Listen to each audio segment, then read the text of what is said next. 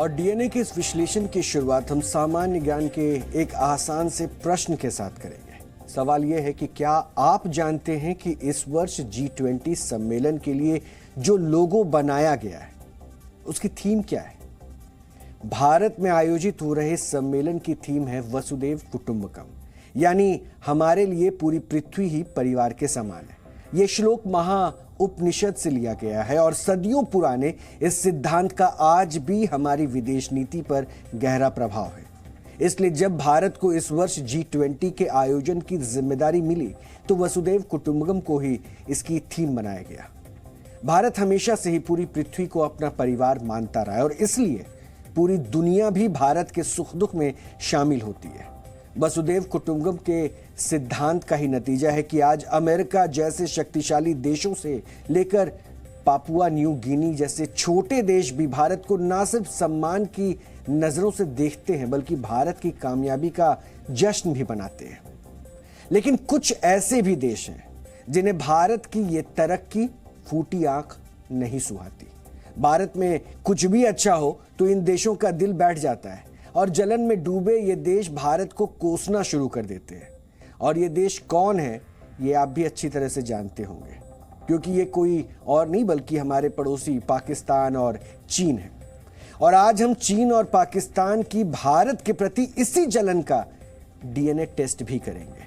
लेकिन उससे पहले हम आपको 3 ऐसी तस्वीरें दिखाने जा रहे हैं जिन्हें देखकर एक हिंदुस्तानी के तौर पर, एक भारतीय के नाते आपका सीना तो गर्व से चौड़ा हो ही जाएगा, लेकिन ये तस्वीरें पाकिस्तान और चीन को बुरी तरह से अखर भी रही है।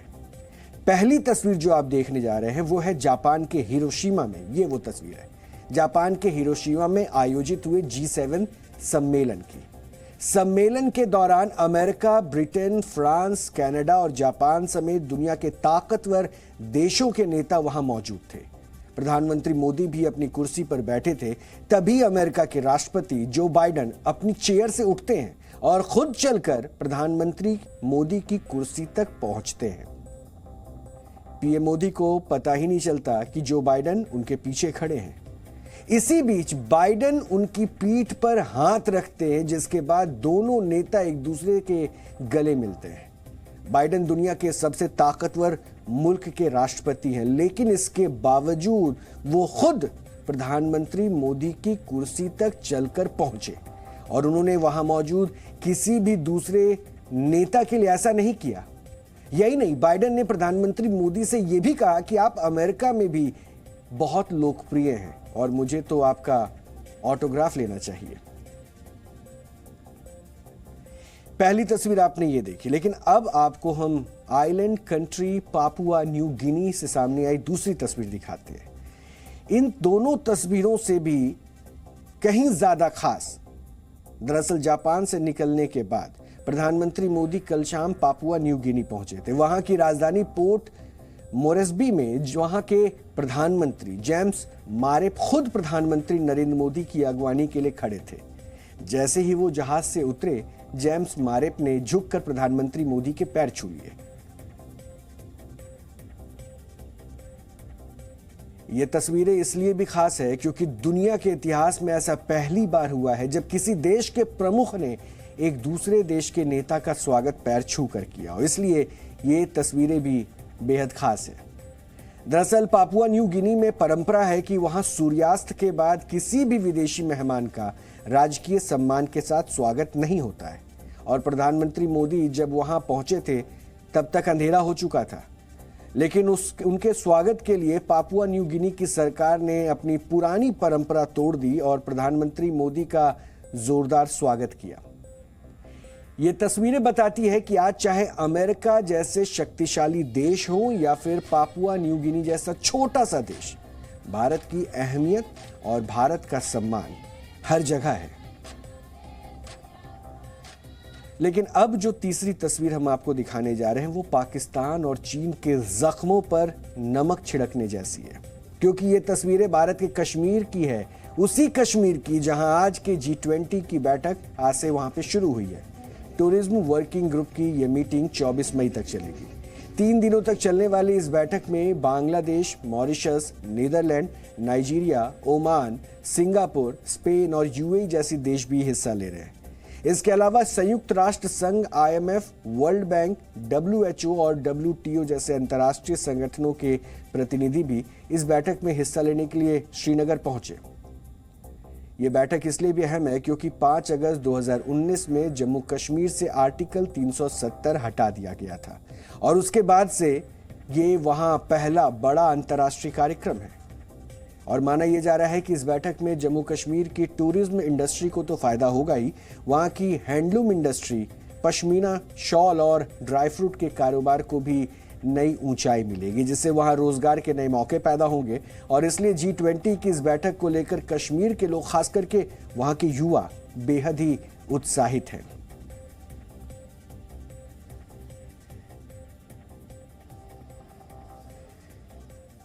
और आज वहां मौजूद विदेशी मेहमान भी ये समझ रहे होंगे कि ये वो कश्मीर नहीं है जिसका राग पाकिस्तान अक्सर अलापता रहता है, क्योंकि इस कश्मीर में कश्मीरियत है, अमन बहाली है और खुशहाली भी है। और आज धरती का स्वर्ग एक बार फिर दुनिया भर के मेहमानों के स्वागत के लिए तैयार है। यहाँ पर G20 की इवेंट मुनक्कद की गई है। मुझे लगता है एक तो ये तो पैगाम है ही है कि जिस तरह से मेन स्ट्रीम एक्टिविटी बाकी हिंदुस्तान में हो रही है, उसी तरह से जम्मू कश्मीर में भी, श्रीनगर में भी। लेकिन साथ ही साथ मुझे लगता है कि एक पैगाम जो दूर तक जाना चाहिए वो ये भी, और आप लेकर के जाएंगे, कि जो आम आवाम है वादी कश्मीर का, श्रीनगर की गलियों कूचों में चलने वाला आम इंसान, ही हैज मूव्ड ऑन। वो मोदी जी की इस यात्रा का हिस्सा बनकर के आगे बढ़ना चाहता है, क्योंकि हम ये ना भूलें कि कश्मीर का नौजवान बेहद ज़हीन है, आकांक्षी है, एस्पिरेशनल है, फॉरवर्ड लुकिंग है। कश्मीर की ये खूबसूरत तस्वीरें देखकर पाकिस्तान और चीन के सीने पर सांप लूट रहा है, क्योंकि ये वही पाकिस्तान है जिसने घाटी को स्वर्ग से नर्क में बदलने के लिए कोई कसर नहीं छोड़ी थी। इस बैठक को लेकर प्रोपेगेंडा फैलाया जा सके, इसके लिए पाकिस्तान के विदेश मंत्री बिलावल भुट्टो भी 3 दिन के दौरे पर POK पहुंचे। यानी जब तक श्रीनगर में G20 की बैठक चलेगी, तब तक बिलावल भुट्टो वहां से करीब 100 किलोमीटर दूर POK में भारत के खिलाफ जहर उगलेंगे और वहां की जनता को भड़काने की कोशिश भी करेंगे। हालांकि सच्चाई क्या है, ये सिर्फ कश्मीर ही नहीं, POK के लोग भी अच्छी तरह जानते हैं, क्योंकि एक तरफ तो जहां कश्मीर तरक्की की नई इबारत लिख रहा है, वहां बेहतर सड़कें बन रही हैं, रेल नेटवर्क भी पहुंच रहा है, और वहां दूसरी तरफ POK के लोग बुनियादी सुविधाओं के लिए भी तरस रहे हैं। और इसलिए आज POK की जनता खुद पाकिस्तान के खिलाफ प्रदर्शन कर रही है और वहां पाकिस्तान से आजादी के नारे भी लगाए जा रहे हैं।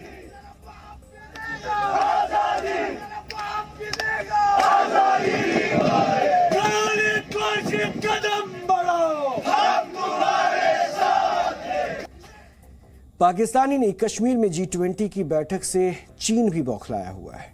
चीन ने भी पाकिस्तान के सुर में सुर मिलाते हुए कहा है कि कश्मीर विवादित क्षेत्र है, इसलिए वो श्रीनगर में होने वाली इस बैठक में हिस्सा नहीं लेगा। दरअसल चीन और पाकिस्तान पहले दिन से ही श्रीनगर में G20 के आयोजन पर सवाल खड़े कर रहे हैं। गोवा में विदेश मंत्रियों की बैठक में भी पाकिस्तान और चीन की तरफ से इसे मुद्दा बनाने की कोशिश की गई थी, जिस पर हमारे विदेश मंत्री S जयशंकर ने दोनों देशों को ही आईना दिखा दिया था। उन्होंने साफ कर दिया था कि कश्मीर तो कोई मुद्दा ही नहीं है, मुद्दा तो अब POK है और पाकिस्तान को POK को जल्द से जल्द खाली कर देना चाहिए। उन्होंने क्या कहा था, आज आपको एक बार फिर से हम सुनाना चाहते हैं। कोई G20 से लेना देना नहीं है। आई विल ऑल्सो से उनका कोई श्रीनगर से भी लेना देना नहीं है। There is only one issue to discuss on Kashmir, which is when does Pakistan vacate its illegal occupation of Pakistan occupied Kashmir. That is the only issue up for discussion. हालांकि इस बैठक में चीन और पाकिस्तान के अलावा तुर्की और सऊदी अरब ने भी हिस्सा नहीं लिया। वही तुर्की, जहां पे भूकंप आने के बाद सबसे पहले किसी देश ने आगे बढ़कर मदद की थी, तो वो हमारा हिंदुस्तान था। वैसे G20 मौजूदा समय में दुनिया के सबसे ताकतवर संगठनों में से एक है और इसकी अहमियत आज G7 जैसे संगठन से भी कहीं ज़्यादा है और इसमें शामिल देशों की कुल GDP पूरी दुनिया की GDP का करीब 80% है। और इसलिए कश्मीर में G20 की ये बैठक अपने आप में और भी महत्वपूर्ण हो जाती है। G20 को ग्रुप ऑफ 20 भी कहा जाता है और इसका गठन वर्ष 1999 में जर्मनी की राजधानी बर्लिन में हुआ था। इस संगठन में अर्जेंटीना, ऑस्ट्रेलिया, ब्राजील, कनाडा, चीन, यूरोपीय union, France, Germany, Bharat, Indonesia, Italy, Japan, Mexico, रूस, सऊदी अरब, दक्षिण अफ्रीका, दक्षिण कोरिया, तुर्की, ब्रिटेन और यूएस जैसे देश शामिल हैं। शुरू में इस संगठन में सिर्फ इन देशों को वित्त मंत्री और केंद्रीय बैंकों के गवर्नर ही इसमें शामिल हुआ करते थे, लेकिन वर्ष 2008 में आई भीषण मंदी के बाद इसकी बैठक में सदस्य देशों के राष्ट्रीय अध्यक्ष भी हिस्सा लेने लगे।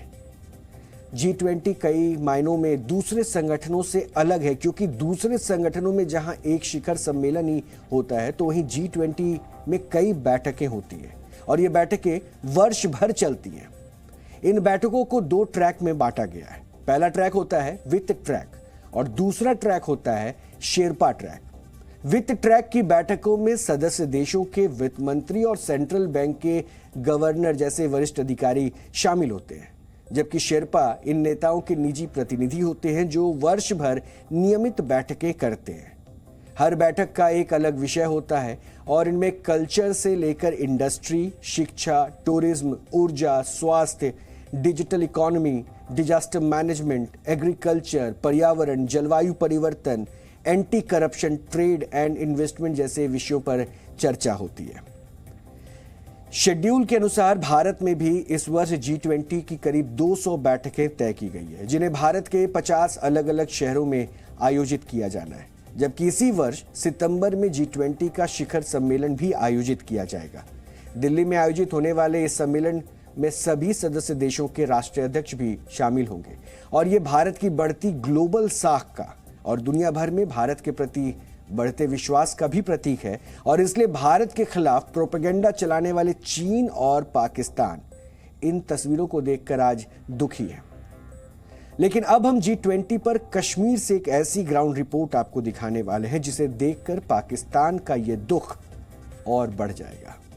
जम्मू कश्मीर के लिए आज बेहद खास दिन है क्योंकि G20 की टूरिज्म वर्किंग ग्रुप की आज पहली बैठक यहां हो रही है। 22 मई से लेकर 24 मई तक कई बैठकों का दौर है और ऐसे में नजरें यहां पर बनी हुई है कि आखिर इन बैठकों में क्या हो। कोई जानता है कि कश्मीर कितना खूबसूरत है, लेकिन यहां पर फिल्मों की शूटिंग हो ताकि रोजगार बढ़े तो इसी के साथ साथ टूरिज्म भी बढ़ेगा और विकास भी बढ़ेगा।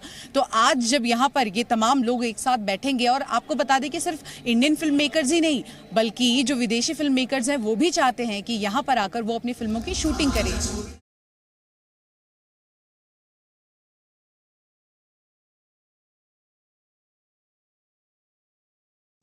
आप कैसे देखते हैं फिल्म टूरिज्म की अगर हम बात करें?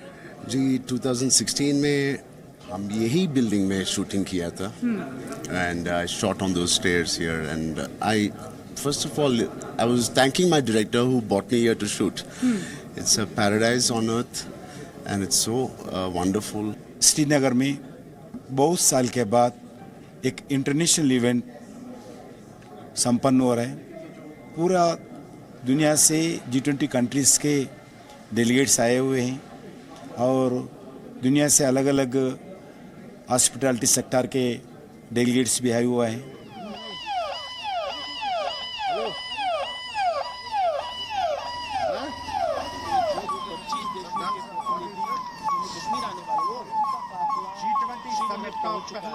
इस साल की अगर हम बात करें जगह जगह हम जा रहे हैं और रिकॉर्ड तोड़ टूरिस्ट यहां पर पहुंचे हैं। अभी भी हमने कई टूरिस्ट से बातचीत की है और उनका साफ तौर पर कहना है कि देखिए सुरक्षा के कड़े इंतजाम तो यहां किए गए हैं, लेकिन जो टूरिस्ट आ रहे हैं उनको कोई यहां पर किसी भी तरह की परेशानी नहीं हो रही है। ये एक तस्वीर आप देखिए।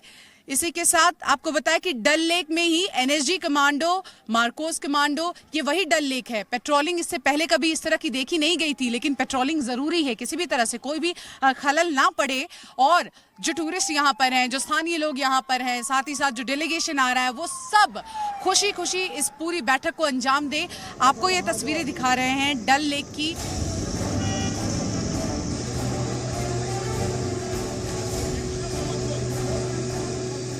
G20 से काफ़ी जो यूथ है उनके लिए काफ़ी अपॉर्चुनिटीज़ आ सकती है। ये देख सकते हैं आप कि मतलब कश्मीर में काफ़ी डेवलपमेंट्स हो रही है इस चीज़ को लेके।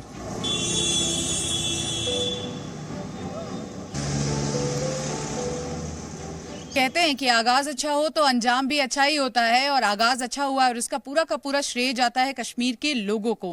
क्योंकि देखिए, सुरक्षा बलों ने तो हर जगह पर चाक चौबंद के कड़े इंतजामात किए हैं, लेकिन जो स्थानीय लोग हैं उन्होंने भी मेहमान नवाजी में कोई कोर कसर नहीं छोड़ी है।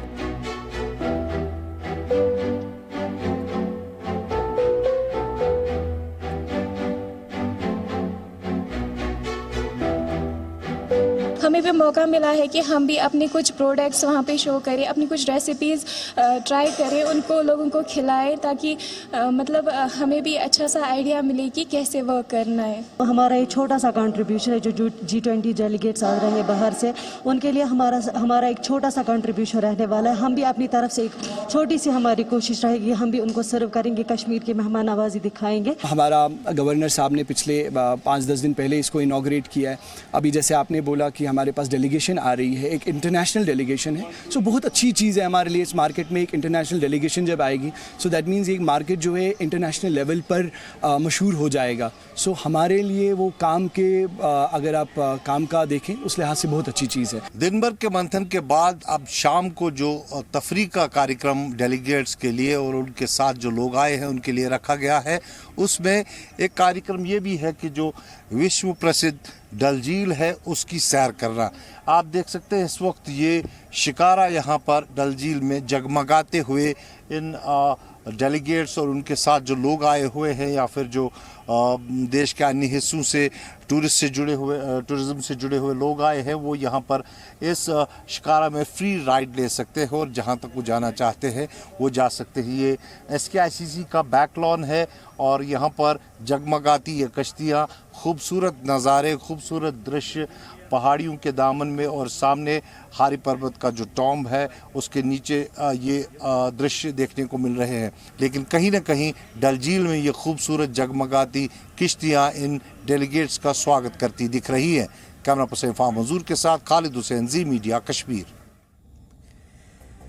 कश्मीर को धरती का स्वर्ग यूं ही नहीं कहा जाता। अब तस्वीरें इतनी खूबसूरत है, कश्मीरियत सबके सामने है और वहाँ के लोग खुश हैं, विकास की राह पर लौट रहे हैं, और यही बातें पाकिस्तान को लगातार चिंतित की जा रही है। और यही वजह है कि वो अपना प्रोपेगेंडा फैलाने की कोशिश लगातार कर रहा है। इस बार चीन भी उसके साथ है। लेकिन सच ये है कि कश्मीर के लोग विकास की मुख्य धारा में आने को बेचैन हैं और वो साथ भी निभा रहे हैं। इसीलिए आज ये विश्लेषण आपको हमने दिखाया और ये आपके लिए भी देखना बहुत ज़रूरी है।